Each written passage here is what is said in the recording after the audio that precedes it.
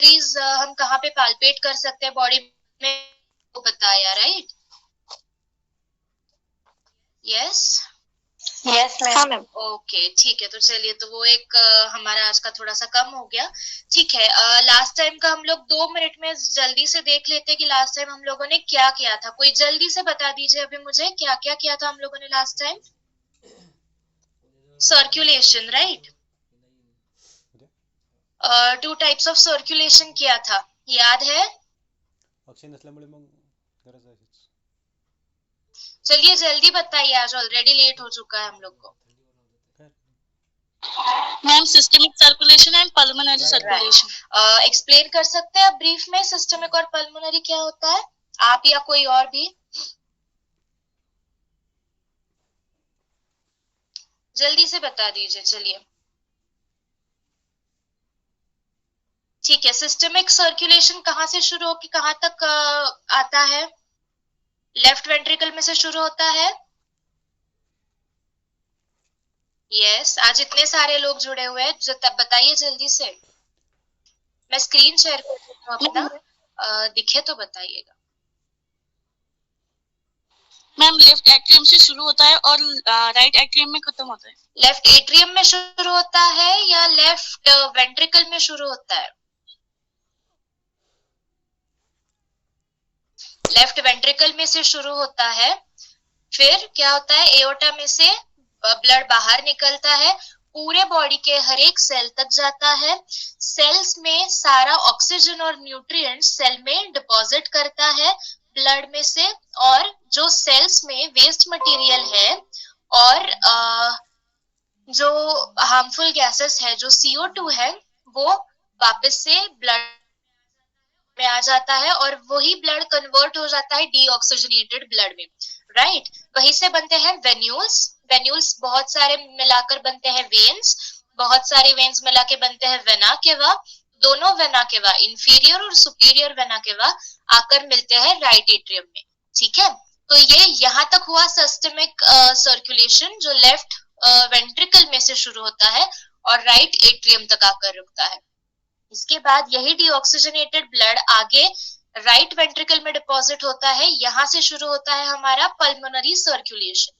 यहां से आगे जाएगा पल्मोनरी आर्टरीज के थ्रू, यहाँ पे पल्मोनरी वेन गलत लिखा हुआ है, पल्मोनरी आर्टरीज के थ्रू ये डीऑक्सीजनेटेड ब्लड जाता है हमारे लंग्स में।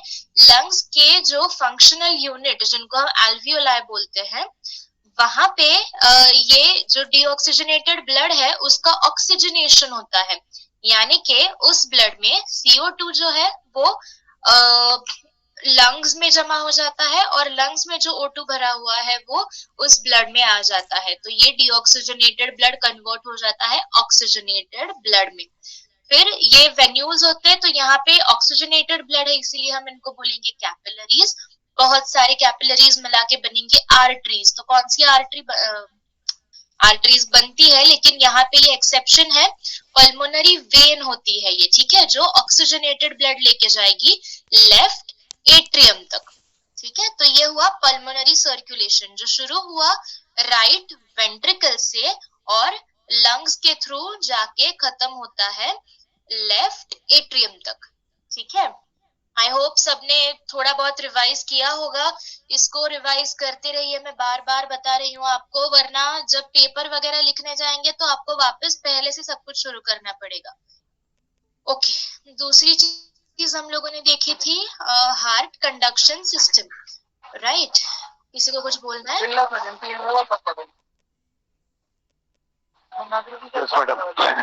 मैडम वहीं पे लंग में ही अपना ब्लड फिल्टर होता है ना अपने ब्लड? हाँ जी, ब्लड फिल्टर होता है, ब्लड फिल्टर होता है। मतलब वहाँ पे ऑक्सीजनेटेड ब्लड होने से वहाँ पे ऑक्सीमोग्लोबिन तैयार होता है ना, वहाँ पे ऑक्सीमोग्लोबिन यानी शुद्ध रक्त होता है ना। राइट राइट राइट,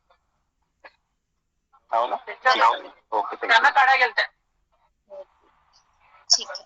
तो आगे हमने देखा हार्ट कंडक्शन सिस्टम, तो पूरा कंडक्शन पाथवे हम लोगों ने देखा था। कोई बता पाएगा पाथवे? यहाँ पे सामने आपके फोटो भी है, तो आप देख देख के भी बता सकते हैं आसानी से। बताएगा कोई जल्दी से?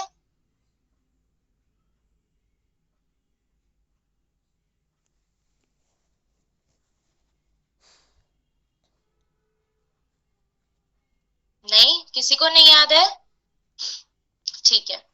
ये ऐसे नोड है जिसको हम बोलते हैं नेचुरल पेस मेकर। ऐसे नोड में से इम्पल्सेस सारे शुरू होते हैं। इम्पल्स बनते हैं यानी कि क्या, इलेक्ट्रिकल सिग्नल्स होते हैं जो हमारे पूरे हार्ट तक पहुंचते हैं, और हार्ट बीटिंग जो होता है, हार्ट का बीट जिसको हम बोलते हैं, तो वो होता है इस इम्पल्स की वजह से। तो ये इम्पल्सेस अगर ठीक से नहीं आगे तक पहुंचते हैं तो हमारे हार्ट बीट्स में प्रॉब्लम आता है। ठीक है, तो ऐसे नोड जो है साइनोएट्रियल नोड, वो सबसे पहले क्या करेगा, दोनों एट्रियम्स तक जाता है, दोनों एट्रियम्स, और तीसरा ये एवी नोड तक, एट्रियो वेंट्रिकुलर नोड तक ये सिग्नल जाते हैं। तो सबसे पहले क्या होता है, ये यहाँ पे जो एट्रियम में इम्पल्स आया है, तो दोनों एट्रियम कॉन्ट्रैक्ट होते यानी सिकुड़ जाते हैं, तो अंदर जो भी ब्लड है वो पूरा वेंट्रिकल्स में आ जाता है। वेंट्रिकल्स में ब्लड आने तक उस इम्पल्स को बनाए रखना, उस इम्पल्स को डिले करना एवी नोड का काम है। तो एवी नोड तब तक अपने पास इम्पल्स वहीं तक रखेगा, अपने पास रखेगा, तब तक एट्रियम में से सारा ब्लड वेंट्रिकल्स में नहीं पहुंच जाता है।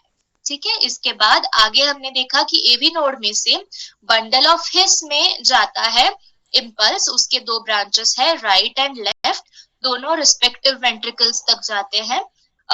एक जो राइट बंडल ब्रांच है वो जाएगा राइट वेंट्रिकल तक in the form of Purkinje fibres. ये जो आगे छोटे छोटे फाइबर्स जाते हैं उनको हम बोलते हैं पोर्किंजे फाइबर्स। तो ये दोनों वेंट्रिकल्स तक पहुंचते हैं, और दोनों वेंट्रिकल्स को आगे कॉन्ट्रैक्ट करने का काम पोर्किंजे फाइबर्स से जो इम्पल्सेस जाते हैं उनका होता है।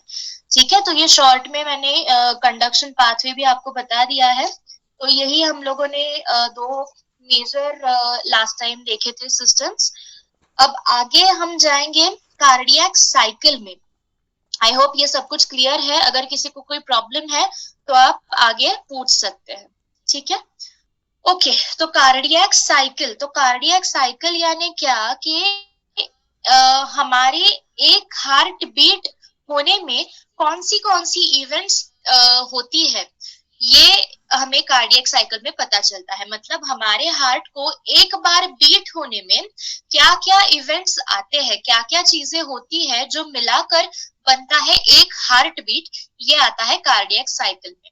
इसका डेफिनेशन अगर मेडिकली हम लोग डेफिनेशन देखें तो उसको बोलेंगे कि the sequence of coordinated events in heart during each beat. एक बीट में जो भी सारे इवेंट्स होते हैं, जो कोऑर्डिनेटेड इवेंट्स होते हैं, उनका सीक्वेंशियल प्रोसेस जो है उसको हम बोलते हैं कार्डियक साइकिल। तो अब कार्डियक साइकिल, अब एक बीट हमें पता है कि हमारा हार्ट रेट जिसको हम बोलते हैं, मतलब एक मिनट में कितनी बार हमारा हार्ट बीट करता है। तो कोई बता सकता है कितनी बार हार्ट बीट होता है हमारा एक मिनट में? 72 टाइम्स। राइट, एट एक एवरेज 70 to 75 हम बोलते हैं पर मिनट हमारा हार्ट बीट होता है। ऑलराइट, तो अगर एक मिनट में इतनी बार हार्ट बीट होगा तो एक बीट को बहुत कम टाइम लगता है। ओके, सिर्फ 0.8 सेकेंड्स में एक हार्ट बीट हमारा कंप्लीट होता है। ठीक है, तो अब इसमें इस हर एक हार्ट बीट में दो चीजें होती है, एक कॉन्ट्रैक्शन और एक रिलैक्सेशन। दोनों मतलब एट्रियम का और वेंट्रिकल्स का कॉन्ट्रैक्शन भी होता है और रिलैक्सेशन भी होता है। तो अब मेडिकली अगर हम लोग देखें टर्मिनोलॉजी, तो कॉन्ट्रैक्शन यानी कि सिस्टोल, यहाँ पे आप देख सकते हैं सिस्टोल और डायस्टोल लिखा हुआ है। हम लोग काफी बार सुनते भी है सिस्टोलिक प्रेशर, डायस्टोलिक प्रेशर। तो इसका मतलब क्या होता है, सिस्टोल यानी कि कॉन्ट्रैक्शन। तो अगर एट्रियल सिस्टोल है तो एट्रियम का कॉन्ट्रैक्शन, और वेंट्रिकुलर सिस्टोल है तो वेंट्रिकल्स का कॉन्ट्रैक्शन, वेंट्रिकल्स का सिकुड़ना। और डायस्टोल यानी कि रिलैक्स होना यानी कि वो एक्सपांड होगा। कॉन्ट्रैक्ट के अपोजिट इज रिलैक्सेशन, तो उसको हम बोलते हैं डायस्टोल। तो बेसिकली एक हार्ट बीट में दो चीजें मेन होती है, systole and diastole, that is contraction and relaxation. अब जब कॉन्ट्रैक्शन हमारा हो रहा है तो ओके फाइन, ठीक है, तो जो कॉन्ट्रैक्शन और डायलेटेशन होता है, दोनों चीजें कॉन्ट्रैक्शन एंड रिलैक्सेशन, वो दोनों एट्रियम और वेंट्रिकुलर दोनों चीजों के होते हैं, एट्रियम का भी होता है, वेंट्रिकल्स का भी होता है। इसीलिए कार्डियक साइकिल को दो फेजेस में डिवाइड किया जाता है, एक है एट्रियल फेज और एक वेंट्रिकुलर फेज। जब एट्रियम का सिस्टोल या डायस्टोल, यानी कि जब एट्रियम या तो कॉन्ट्रैक्ट हो रहा है या तो डायलेट हो रहा है, रिलैक्स हो रहा है, तो उसको हम बोलेंगे एट्रियल फेज।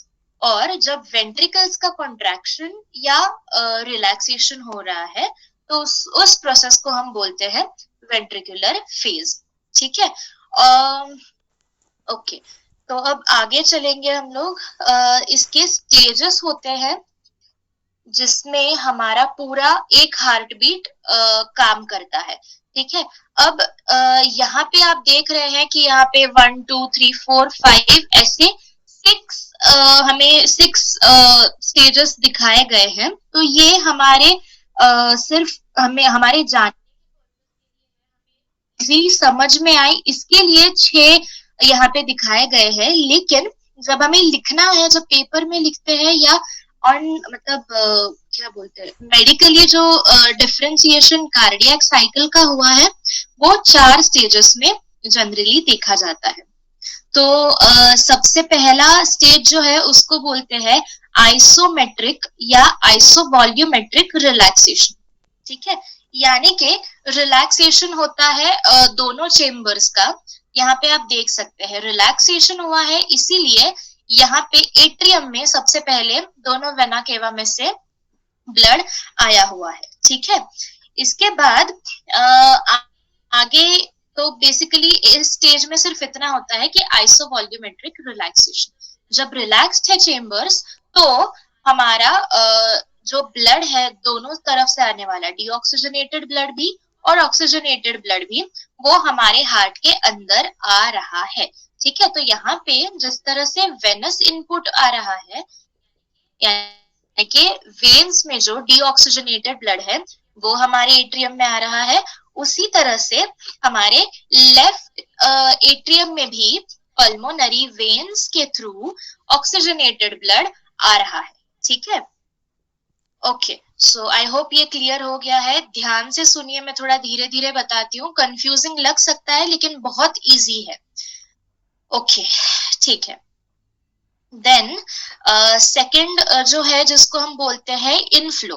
ओके, एक काम करिए, let us not go into this, एक आपको कंफ्यूज करेगा। मैं आपको इस वाले डायग्राम पे बताती हूँ अच्छे से। ठीक है, ओके, तो पहला हम लोगों ने देख लिया कि डायस्टोल होता है, रिलैक्सेशन होता है जिसमें दोनों राइट एट्रियम में और लेफ्ट एट्रियम में ब्लड अंदर आता है। Second is inflow. इनफ्लो इस स्टेज का नाम है। तो इसमें क्या होता है, एट्रियम में ब्लड जो भर चुका है वो अब हमें वेंट्रिकल्स में लाना है। ऑफ कोर्स एट्रियम में से वेंट्रिकल में आएगा ब्लड, तो इसके लिए एट्रियल सिस्टोल यानी कि एट्रियम का, दोनों एट्रियम का कॉन्ट्रैक्शन होता है।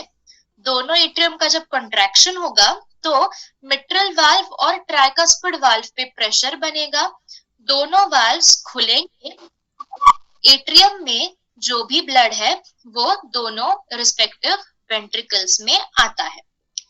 ठीक है, तो ये हुआ हमारा सेकेंड स्टेज।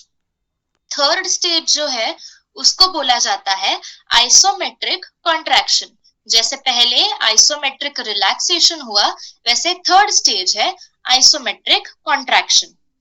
अब आइसोमेट्रिक कॉन्ट्रैक्शन में क्या होगा, अब देखिए पहले इसमें सारा ब्लड हार्ट में आया, दोनों एट्रियम में। दूसरे स्टेज में आगे गया वो ब्लड वेंट्रिकल्स में। अब इसके आगे ऑब्वियसली क्या होने वाला है कि अगर वेंट्रिकल्स में ब्लड है तो वो बाहर पंप होने वाला है। तो थर्ड इसी तरह से आपको ध्यान रखना है, इसी तरह से आपको याद रहेगा कि एग्जैक्टली कहाँ, कब और क्या हो रहा है। ठीक है। तो जब वेंट्रिकल्स में ब्लड भर गया है तो ये जो दोनों वाल्व्स होते हैं, एओर्टा का और पल्मोनरी आर्टरी का जो वाल्व होगा, जिसको हम पल्मोनिक वाल्व और एओर्टिक वाल्व बोलते हैं, उस पे प्रेशर बनेगा, वो वाल्व्स खुलेंगे और राइट वेंट्रिकल में से ब्लड ऊपर जाएगा पल्मोनरी आर्टरी में, और लेफ्ट वेंट्रिकल में से जो ब्लड है वो जाएगा हमारे एओर्टा में। ठीक है, आई होप समझ में आ रहा है आप लोगों को। ओके, तो यहां तक आ गए हम लोग। फिर फोर्थ स्टेज जो है उसको बोलते हैं इजेक्शन। अब इजेक्शन यानी कि क्या? इजेक्शन यानी बाहर निकलना। तो बेसिकली ब्लड का बाहर निकलना, जो प्रेशर बनता है वहां तक हम बोलेंगे कि आइसोवॉल्यूमेट्रिक कॉन्ट्रैक्शन हुआ है, यानी कि थर्ड स्टेज वहां तक होती है जहां तक दोनों वाल्व्स पे प्रेशर बन रहा है। ठीक है, यहाँ पे कॉन्ट्रैक्शन होना वेंट्रिकल्स का, दोनों वेंट्रिकल्स का, इज द थर्ड स्टेज। इसके बाद आगे जो ब्लड जा रहा है इस पल्मोनरी आर्टरी और एओर्टा में, वो होगा हमारा फोर्थ स्टेज जिसको हम बोलते हैं इजेक्शन, यानी कि हार्ट में से ब्लड का बाहर निकलना। ब्लड का बाहर निकल के जहां पे मतलब अगर डीऑक्सीजनेटेड ब्लड है तो वो लंग्स में, और ऑक्सीजनेटेड ब्लड हमारे पूरे बॉडी में सर्कुलेट होना इज द इजेक्शन फेज। ठीक है, तो इट इज वेरी सिंपल। समझ गए होंगे आई होप आप सब लोग कि किस तरह से एक हमारा हार्ट बीट कंप्लीट हुआ है। ठीक है, इसमें किसी को कुछ डाउट है? No ma'am. पक्का सबको समझ में आ गया है? यस। ठीक है, गुड। ओके, तो अब ये सारी चीजें जो होती है, एट्रियम्स में ब्लड आना, दोनों वाल्व्स खुलना, दोनों वाल्व्स बंद होना भी उतना ही इम्पोर्टेंट है। जब दोनों एट्रियम पूरी तरह से खाली हो जाते हैं तो ये वाल्व्स बंद हो जाते हैं। ठीक है, एयर प्रेशर की वजह से दोनों वाल्व्स बंद हो जाते हैं। बैकफ्लो रोकने के लिए, वापस वेंट्रिकल में से ब्लड ऊपर नहीं जाए, इसके लिए ये वाल्व्स बंद होती है। तो ये वाल्व्स का बंद होना, ये जो आवाज आती है उसको हम बोलते हैं फर्स्ट हार्ट साउंड। ठीक है, तो जो हमें स्टेथोस्कोप में से सुनाई देता है, that is this first sound. Tricuspid valve और मिट्रल वाल्व का बंद होना is our first heart sound. ठीक है, तो ये हमें देखने को मिलता है थर्ड यानी आइसोवॉल्यूमेट्रिक कॉन्ट्रैक्शन के स्टेज में, ये हमें जनरली देखा जाता है। तो क्या होगा, फर्स्ट स्टेज में सारा ब्लड एट्रियम में आया, सेकेंड स्टेज में ब्लड एट्रियम में से वेंट्रिकल में गया। इस स्टेज के एंड में क्या होगा, इस स्टेज के एंड में और थर्ड स्टेज के स्टार्टिंग में ये दोनों वाल्व जो है वो बंद होती है। इसीलिए थर्ड स्टेज में कार्डियक साइकिल के हमें सुनाई देता है हार्ट का फर्स्ट साउंड। ओके, इसके बाद जो दूसरा साउंड जो हमें सुनाई देता है वो होता है ये दोनों जो पल्मोनिक वाल्व और एओर्टिक वाल्व का जो बंद होना है उसकी वजह से हमें सुनाई देता है सेकेंड हार्ट साउंड। ठीक है, तो ये कब होगा, ये हमारे फोर्थ स्टेज में हमें देखने को मिलता है, जब दोनों वेंट्रिकल्स खाली हो जाते हैं, यानी कि कॉन्ट्रैक्ट करके वो पूरा ब्लड जब दोनों आर्टरी मतलब एओर्टा और पल्मोनरी आर्टरी में जब पहुंच जाता है, तो अगेन एयर प्रेशर की वजह से दोनों जो ये वाल्व्स हैं ये बंद होती है बैक फ्लो अवॉइड करने के लिए। ठीक है, यानी कि एओर्टा और ये आर्टरी में से वापस से ब्लड पीछे नहीं आए, इसके लिए ये आर्टरीज झट से बंद हो जाती है, तो जल्दी बंद होती है, इसीलिए इसका साउंड अलग से हमें सुनाई देता है। तो this is the second heart sound. अब हार्ट साउंड्स में हम और थोड़ा अच्छे से जानते हैं कि हार्ट साउंड्स में एग्जैक्टली क्या होता है, कैसे होता है। तो बेसिकली अभी हमने देखा कि हार्ट साउंड मैकेनिकल एक्टिविटी, ये जो वाल्व्स का बंद होना है उसकी वजह से हमें हमारे जो नॉर्मल हार्ट साउंड्स है वो सुनाई देते हैं। इसके अलावा कुछ पैथोलॉजिकल हार्ट साउंड जिसको हम लोग बोल सकते हैं, जो नॉर्मल कंडीशन में सुनाई नहीं देते, वो होते हैं ब्लड फ्लो। जो चेम्बर्स में जो ब्लड फ्लो होता है, अगर कम ज्यादा हो जाता है या बैक फ्लो हो रहा होता है तो उसकी वजह से हमें कुछ साउंड्स सुनाई देते हैं। तो ये सब कुछ आप पैथोलॉजी में पढ़ेंगे। अभी हम लोग नॉर्मली हार्ट साउंड्स किस तरह से जनरेट होते हैं और क्या क्या होता है वो अभी हम लोग देख लेते हैं।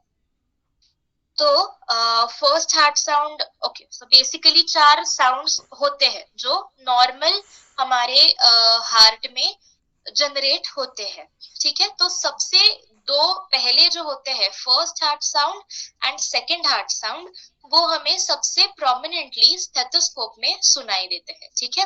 तो आपको पता होगा, या आपने पहले भी पढ़ा होगा, तो फर्स्ट और सेकंड साउंड उसको बोलते हैं लब एंड डब, LUBB लब, DUBB डब। तो आवाज उसका उस हिसाब से आता है।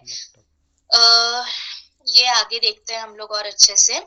थर्ड साउंड और फोर्थ साउंड जो है, तो थर्ड साउंड बहुत माइल्ड होता है और वो हमें सुनाई देता नहीं है स्टेथोस्कोप में, ठीक है। और फोर्थ साउंड जो है वो इट इज ऑलमोस्ट इनऑडिबल। अगर कोई पैथोलॉजिकल कंडीशन होती है तो ही हमें वो स्टेथोस्कोप में या माइक्रोफोन में सुनाई देता है।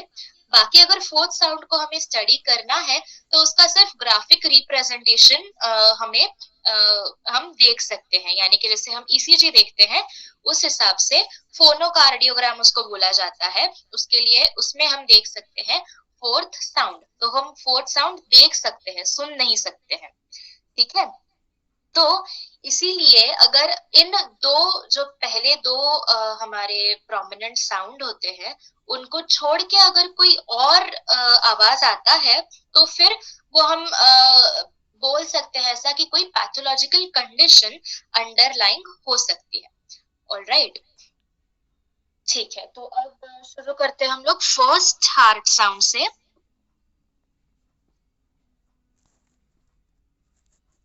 ओके, तो फर्स्ट हार्ट साउंड हमने देखा कि हमें third stage of cardiac cycle में देखने को मिलता है, यानी सुनने को मिलता है, that is isometric contraction.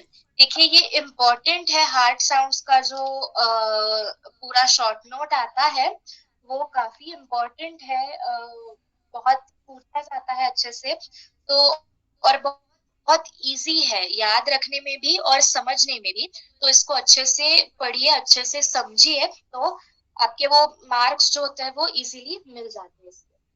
Alright, तो फर्स्ट हार्ट साउंड हमें सुनने को मिलता है during isometric contraction and early ejection, ठीक है। तो थर्ड जो स्टेज है उसमें हमें ये साउंड सुनने को मिलता है।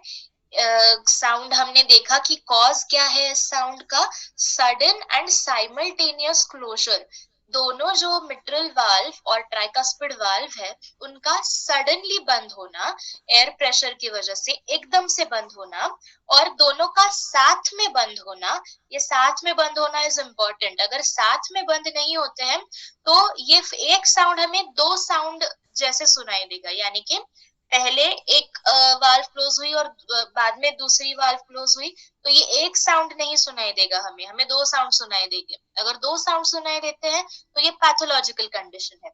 इसीलिए जब भी हम लिखेंगे ये या जब भी पूछा जाता है तो ये बताना इम्पोर्टेंट है कि कॉज साउंड का, फर्स्ट हार्ट साउंड का कॉज जो है that is due to sudden and simultaneous closure of the atrioventricular valves, that is tricuspid and mitral valve. Simultaneous is important, ठीक है।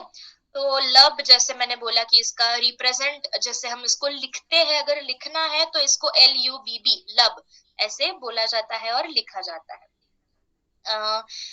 ओके, इसको एक साउंड हमें सुनाई देता है सिर्फ 0.10 to 0.17 सेकेंड्स के लिए।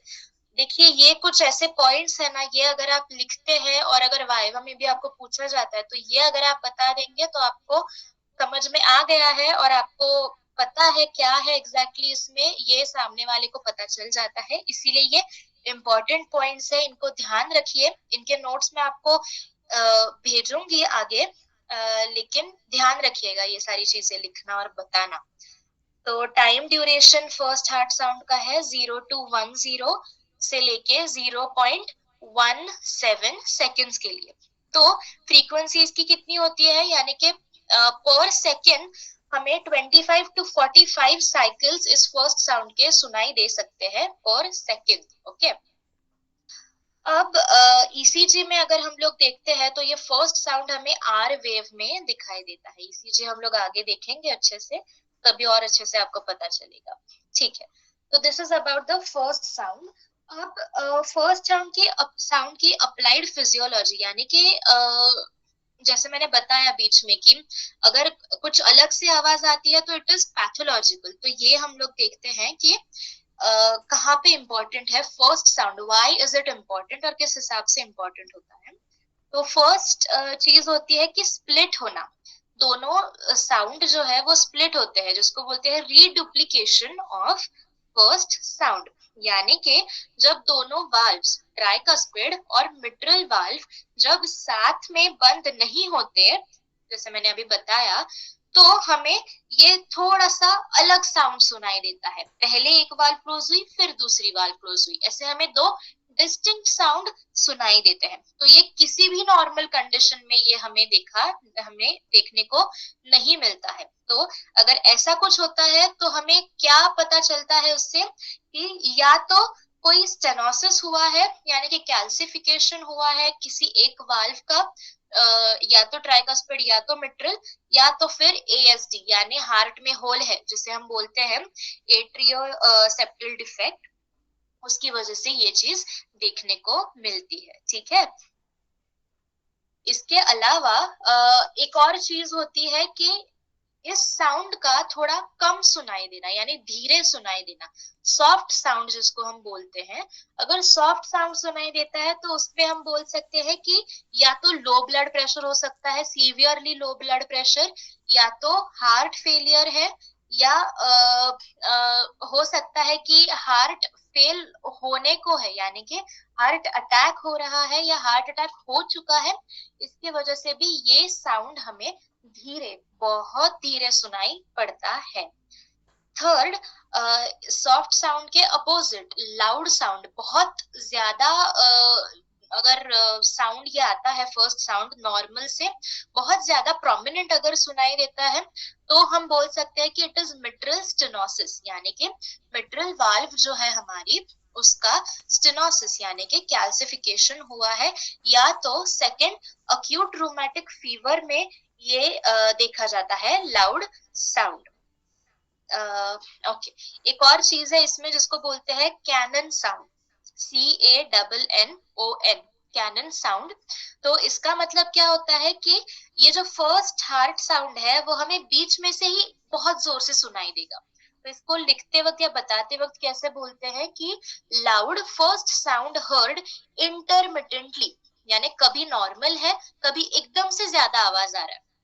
ठीक है, तो ये कब दिखाई देगा हमें, मतलब ये कब सुनाई देगा, एक अगर वेंट्रिकुलर टैकीकार्डिया यानी क्या, बहुत फास्ट बीट होना हार्ट का, तो अगर ये हो रहा है वेंट्रिकुलर टैकीकार्डिया तो हमें ये कैनन साउंड सुनाई पड़ सकता है, या तो फिर कंप्लीट एट्रियोवेंट्रिकुलर ब्लॉक। अभी ये सब कुछ क्या है वो पैथोलॉजी में हम लोग सीखेंगे कि एग्जैक्टली इन सारे प्रॉब्लम्स में क्या दिखाई देता है, लेकिन ये आपको ध्यान रखना जरूरी है कि हमें, ठीक है, हमें पता है कि साउंड ऐसे ऐसे सुनाई देते हैं, लेकिन अगर साउंड अलग से सुनाई दे रहे हैं, अगर अभी आप चलो बाकी पैथोलॉजी पढ़ने से पहले अगर आप किसी पेशेंट के सामने आ जाते हैं जिसका अलग से कुछ आवाज आ रहा है, तो आपको पता होना चाहिए कि एग्जैक्टली तो नहीं, लेकिन ये चीजें हो सकती है, यानी कि प्रोविजनल डायग्नोसिस आप उस हिसाब से कर सकते हैं। तो हम सिर्फ साउंड सुन के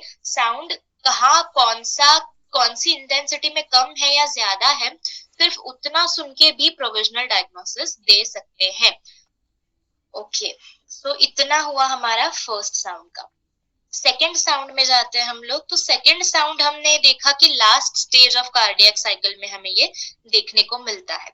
it is due to the sudden closure of pulmonic and aortic valve. ठीक है, ये दोनों वाल्व्स जब एकदम से बंद हो रही है और साथ में बंद हो रही है, सडन एंड साइमल्टेनियस क्लोजर, तब हमें सेकेंड हार्ट साउंड सुनाई देता है। इसको जब लिखते हैं या बोलते हैं तो इसको हम बोलते हैं डब, DUBB, डब। ठीक है, तो फर्स्ट और सेकेंड हार्ट साउंड लब डब हमें सुनाई भी जब देता है तो उसी इसमें सुनाई देता है फास्ट।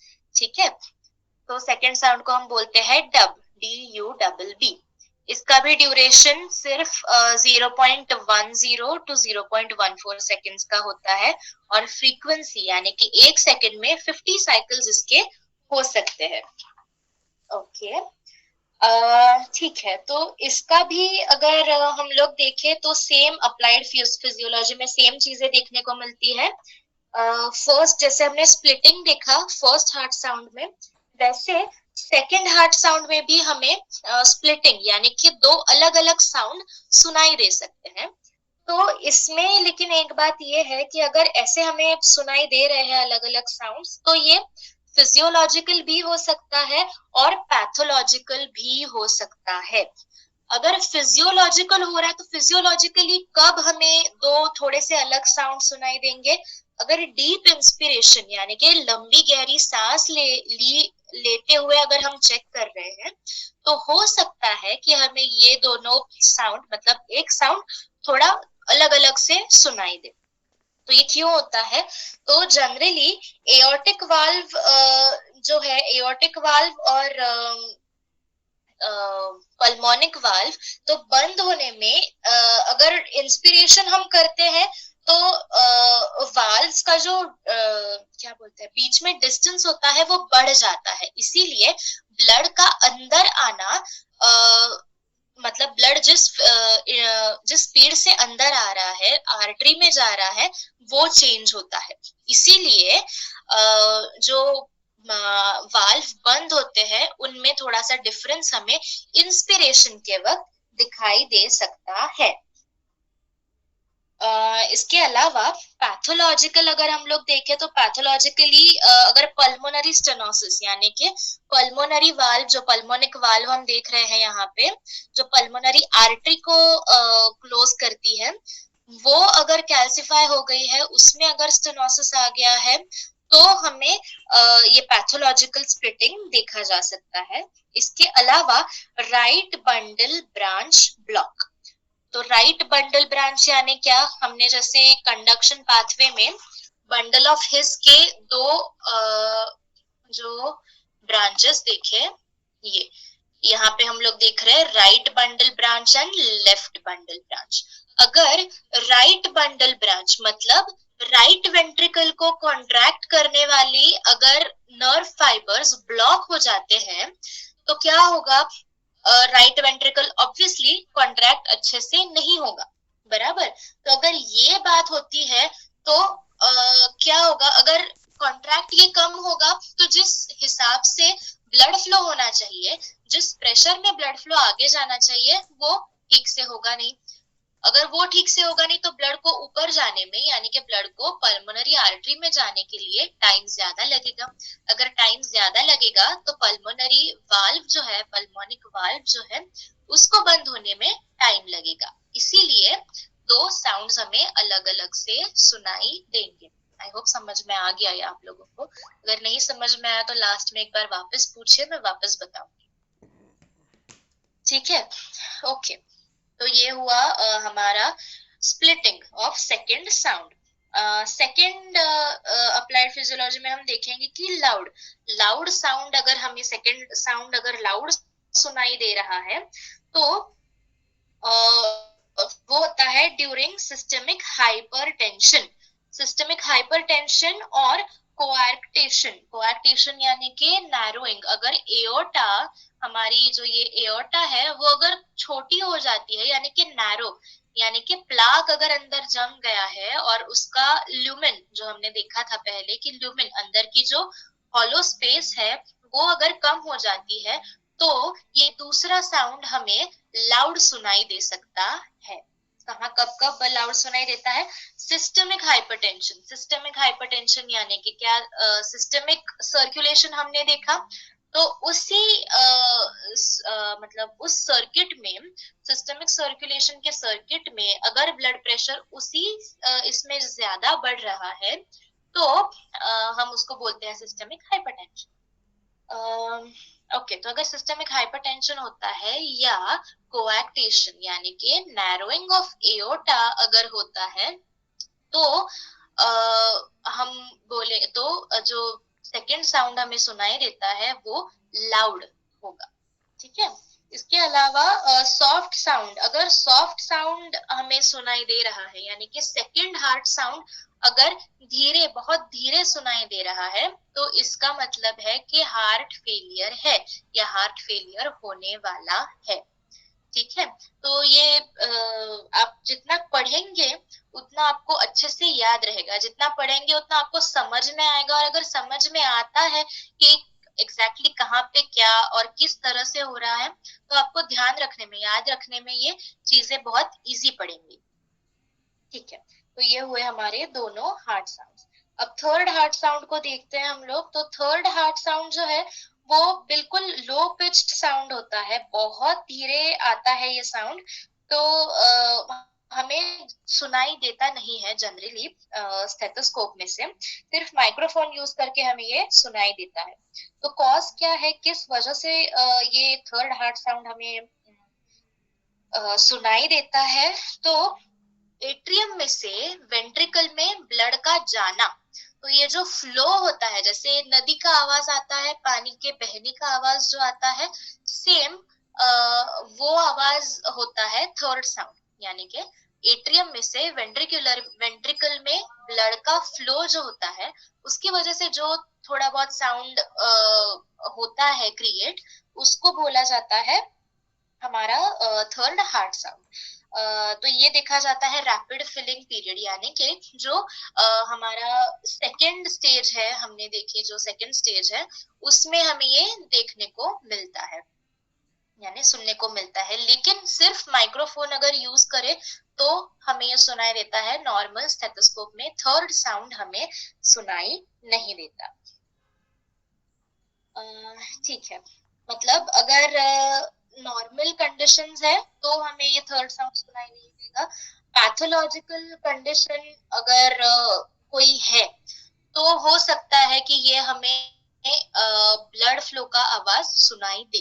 तो बहुत इजी चीज है कि अगर ये ब्लड फ्लो नॉर्मल जब जा रहा है, अगर नॉर्मली एट्रियम में से वेंट्रिकल में जा रहा है तो हमें ये सुनाई नहीं देगा। अगर इस फ्लो में यानी कि एट्रियम से वेंट्रिकल में आने में अगर कोई दिक्कत हो रही है तो हमें ये हार्ट साउंड सुनाई देगा। तो बेसिकली क्या होता है कि अगर हमारी वाल्व ठीक से काम नहीं कर पा रही है, पूरी तरह से बंद नहीं हो पा रही है, तो वेंट्रिकल में आया हुआ ब्लड वापस से पीछे जा सकता है। अगर ये वापस से पीछे गया तो कुछ अलग आवाज बनेगा। तो अगर ये कुछ ऐसा कुछ होता है तो हमें ये थर्ड साउंड सुनाई दे सकता है। इसको बोलते हैं, इस पैथोलॉजिकल कंडीशन को बोलते हैं एओर्टिक रिगर्गिटेशन। रिगर्गिटेशन यानी कि वापस से उसका आना। ठीक है, तो एओर्टिक रिगर्गिटेशन में या फिर कार्डियक फेलियर में भी हमें ये देखने को मिल सकता है यानी सुनने को मिल सकता है। अगर सीवियर कंडीशन है तो ये सुनने को मिल सकता है थर्ड साउंड। तो जैसे पानी के बहने की आवाज होती है, कुछ वैसे ही रिसेंबल करता है ये थर्ड साउंड ऑफ हार्ट, अगर पैथोलॉजिकल कंडीशन है तो। ओके, अब फोर्थ साउंड जो है, fourth sound is completely inaudible. ये हमें बिल्कुल सुनाई नहीं देता है नॉर्मल कंडीशंस में, फिजियोलॉजिकल कंडीशंस में। अगर पैथोलॉजिकल कंडीशन है तो हमें ये सुनाई दे सकता है वो वो भी सुनाई देता है, मतलब जैसे मैंने बताया कि ग्राफिकल रिप्रेजेंटेशन में ही उसको हम देख सकते हैं और पता कर सकते हैं कि वेदर इट इज नॉर्मल या पैथोलॉजी। तो ठीक है, अगर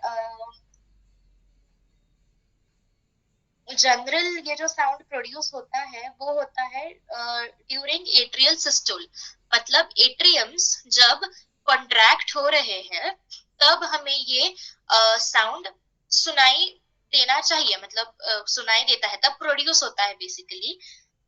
इसके अलावा अब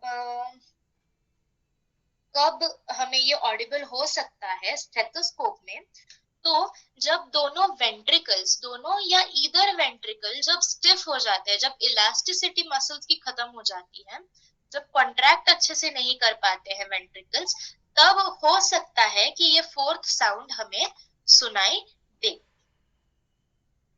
इसके अलावा अगर वेंट्रिकुलर हाइपरट्रॉफी है, हाइपरट्रॉफी यानी कि वेंट्रिकल्स नॉर्मल साइज से बढ़े हुए हैं, एक्सपांड हो जाते हैं बहुत लोड आने की वजह से, तो इसको हम बोलते हैं हाइपरट्रॉफी। इसका एक्चुअल डेफिनेशन वगैरह वो सब पैथोलॉजी में आता है।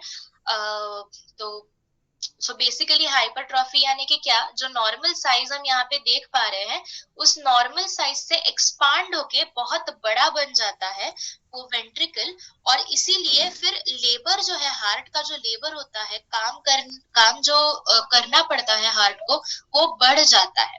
ठीक है, इसीलिए तो वेंट्रिकुलर हाइपरट्रॉफी अगर होती है बहुत ज्यादा और लॉन्ग स्टैंडिंग यानी कि क्रॉनिक अगर होता है, तो ये फोर्थ साउंड हो सकता है हमें स्टेथोस्कोप में सुनाई दे।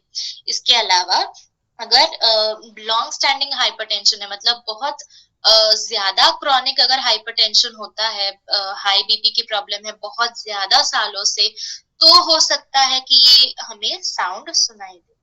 ठीक है, तो हमें ये फोर्थ साउंड अगर कभी आता है, सुनाई देता है हमें स्टेथोस्कोप में, तो उस फिनोमेना को बोलते हैं ट्रिपल हार्ट साउंड। ठीक है, और ये अगर हम एपेक्स पे, मतलब यहाँ पे अगर हम लोग ऑस्कल्टेशन करते हैं, यहाँ पे बिल्कुल बेस में जो हार्ट के अगर हम स्टेथोस्कोप रखते हैं, तो ये सबसे अच्छे से सुनाई दे सकता है। जब भी देता है तब एपेक्स में सुनाई दे सकता है। तो हमने देखा कि fourth sound is totally inaudible in physiological conditions. Pathological conditions में हमने देखा कि अगर वेंट्रिकल्स हाइपरट्रॉफिक हो जाते हैं, यानी कि अपने नॉर्मल साइज से ज्यादा बढ़ के हाइपरट्रॉफिक हो जाते हैं, तो हो सकता है कि ये साउंड सुनाई दे।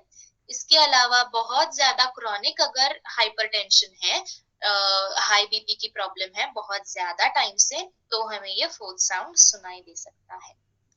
ठीक है, और अगर सुनाई देता है हमें, तो इसको हम बोलते हैं ट्रिपल हार्ट साउंड। तो नोन केस में आप लिख सकते हैं कि हमें ऑस्कल्टेशन में सुनाई दिया ट्रिपल हार्ट साउंड। तो हमने आज चारों हार्ट साउंड्स देखे, उनकी अप्लाइड फिजियोलॉजी देखी है, एंड इसके अलावा कार्डियक साइकिल देखी। किसी को कोई डाउट है तो पूछ सकते हैं। इसको प्लीज वापस से पढ़िए, मैंने जो आपको रेफरेंसेस भेजे हैं उसमें बहुत सैम्बुलिंगम की जो किताब है उसमें ये हार्ट साउंड्स स्पेशली बहुत अच्छे से दिए हुए हैं, उसकी अप्लाइड फिजियोलॉजी भी बहुत अच्छे से दी हुई है। अगर आप चाहे तो उसमें से पढ़ सकते हैं बहुत अच्छे से। ठीक है, किसी को कोई डाउट है पढ़िए, आपको हो सकता है आगे इसमें डाउट आए तो नेक्स्ट लेक्चर में भी आप पूछ सकते हैं, तभी भी हम डाउट क्लियर कर देंगे। यस, पूछना है आपको कुछ? हाँ मैडम, मेरे पूछना था, आपने बोला ना साउंड तो डब होता है बोल के, तो उसमें पहले हमको साउंड तो 0 नहीं, पहले जो 0.10 होता है ना, 0.17 सेकंड होता है ना, जब लब होता आवाज आता है। हाँ, तो वही पर तब आवाज जब आता है तो 50 टाइम्स मतलब साइकिल बढ़ जाता है, और उसका टाइमिंग 1.10 से 1.4 सेकेंड, इतना मतलब डिफरेंस रहेगा ना? 1.4 नहीं, 0.14 0.14। हाँ, ओके, और पहले का और 0.110 होगा क्या? नहीं ना, 0.10 यानी कि 0.1 ही होता है वो, क्योंकि आगे का 0 पकड़ा नहीं जाएगा। तो 0.1 से लेके 0.14 तक, मतलब 0.004 सेकेंड का डिफरेंस देखा जा सकता है। हाँ, ओके ओके। मतलब और एक बात, और फिजियोलॉजिकल आप बोला ना, फिजियोलॉजिकल ऐसा, और पैथोलॉजिकल मतलब जो नॉर्मल रहता है तो फिजियोलॉजिकल बोलते हैं, और जब क्रोनिक होता है पैथोलॉजिकल, ऐसा बोल। क्रोनिक नहीं, मैं वही समझ में आना। तो देखिए, अगर नॉर्मल है तो फिजियोलॉजिकल, ठीक है। हमारी बॉडी में जो भी सारी चीजें नॉर्मल हो रही है वो हमारा फिजियोलॉजी है, ठीक है।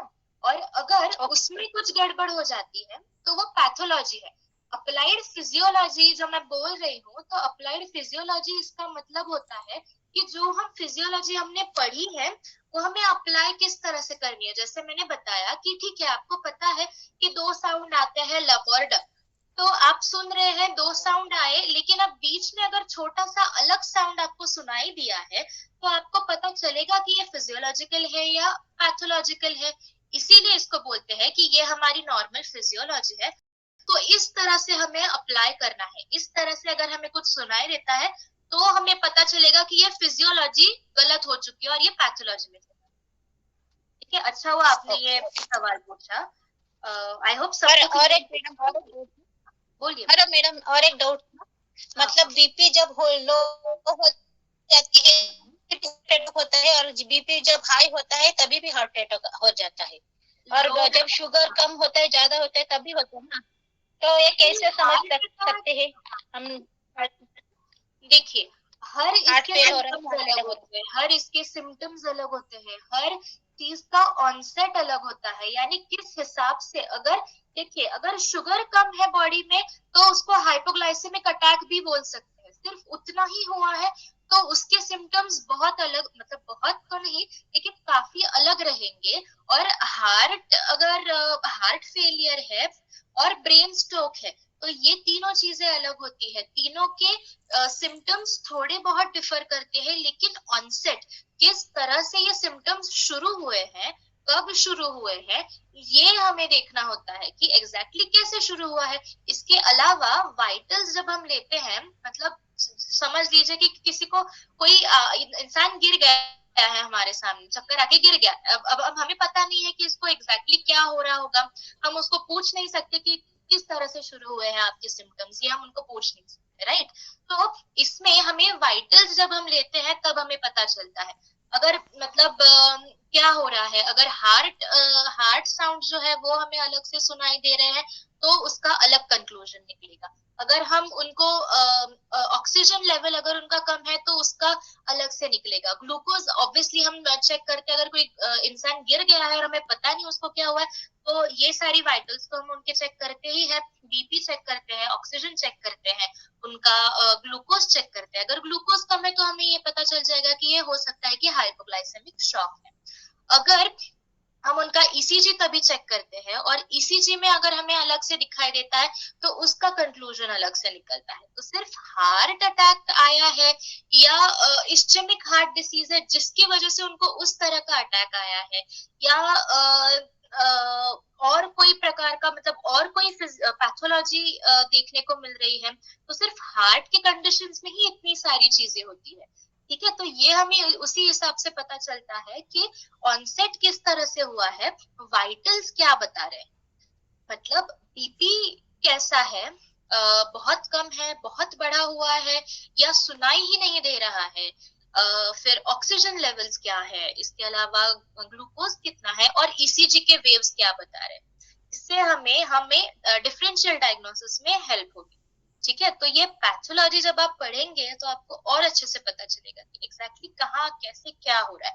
लेकिन वाइटल से प्रोविजनल डायग्नोसिस हम कर सकते हैं, मतलब अगर बाकी वाइटल्स ठीक है, मतलब बीपी बहुत ज्यादा लो नहीं है, ठीक है, और शुगर बहुत ज्यादा कम हो गई, तो ये बात हमें पता चलेगी कि शुगर की कमी की वजह से, यानी कि हाइपोग्लाइसेमिया की वजह से इनको ये हाइपोग्लाइसेमिक शॉक हुआ है।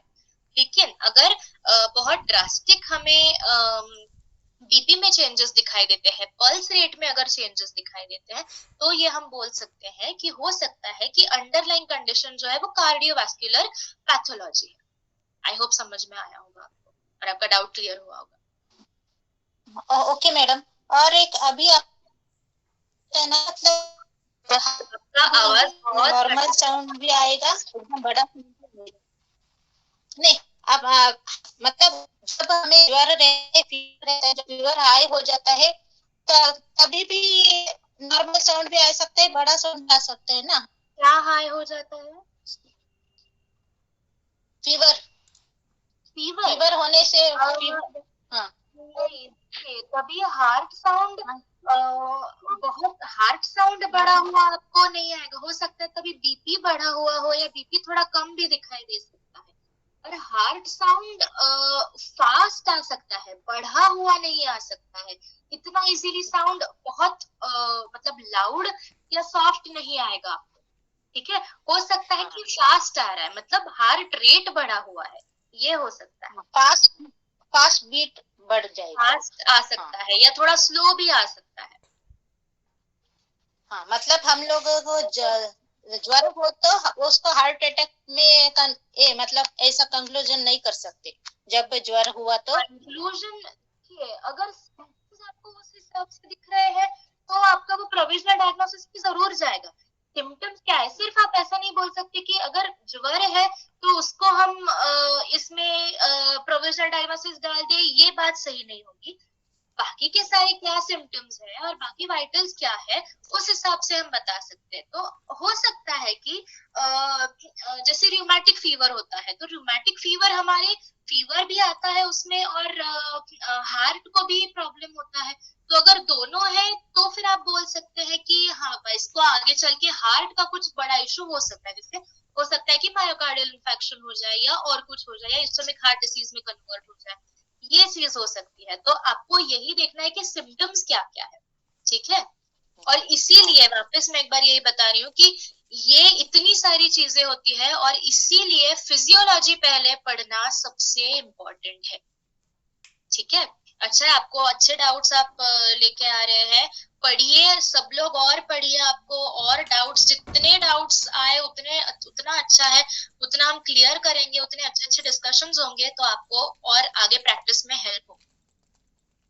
बताइए, और कुछ पूछना है? नहीं, बस ओके। हाँ मेरा और किसी को कोई डाउट है? क्लियर करने का था। मेरा मतलब क्या है कि अगर हार्ट अटैक हो, हार्ट फेल हो और ज्वर हो, कुछ भी हो, जो आपने बताया ना, एकदम नॉर्मल साउंड आएगा, एकदम बड़ा साउंड आएगा, वो टाइम में हम मतलब सोच सकते हैं कि इसको हार्ट अटैक आने वाला है, ऐसा उसका साउंड के हिसाब से ही पैथोलॉजी है। ओके, आई होप सबको समझ में आ गया है। नहीं आया है तो नेक्स्ट लेक्चर में भी पूछ सकते हैं। अगेन सॉरी, आज डिले हुआ थोड़ा शुरू करने में। ठीक है, तो आई थिंक बहुत अच्छा बताया मैम आपने, बहुत अच्छा लेक्चर लिया आज का। और वैसे मैम स्टूडेंट्स का आज का टाइम वेस्ट नहीं हुआ, हमने थोड़ा सा उसे कवर कर लिया कुछ पॉइंट्स। तो बाकी आपने काफी अच्छे तरह से बताया आज का टॉपिक, और इसे एक्चुअली डायग्नोसिस में बहुत इम्पोर्टेंट होता है, ये हमें ये जानना जरूरी है। और आपने सही बताया कि पैथोलॉजी से पहले हमें फिजियोलॉजी जानना पड़ेगा। ये नॉर्मल क्या है जब तक पता नहीं हमें, तो एबनॉर्मल क्या है ये हम पता नहीं कर सकते। तो बहुत बढ़िया बताया मैम, आपका लेक्चर आज का बहुत बढ़िया हुआ।